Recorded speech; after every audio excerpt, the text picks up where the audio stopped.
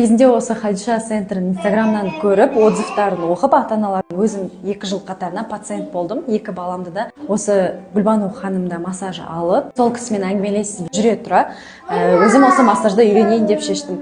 Осы 10 күннің ішінде біз деген көптеген диагноздармен таныстық. Массаждан бөлек біз көптеген балалардың вальгус, варуспен қалай жұмыс істеу керек, диагнозы бар балалармен қалай жұмыс істеу керек. Соның арасында біз тек қана массаж емес, баламен ара қатынасты қалай түзеу керек. Соның барлығын бізге шайнап тұрып, қазақша айтқанда аузымызға салып берді. Енді Алла қаласа тек қана осының бәрін дамытып, өзіміз жұмыс істеу ғана қалды. Осы курс үшін үлкен алғысымды айтамын. Гүлбану ханымға көп рахмет.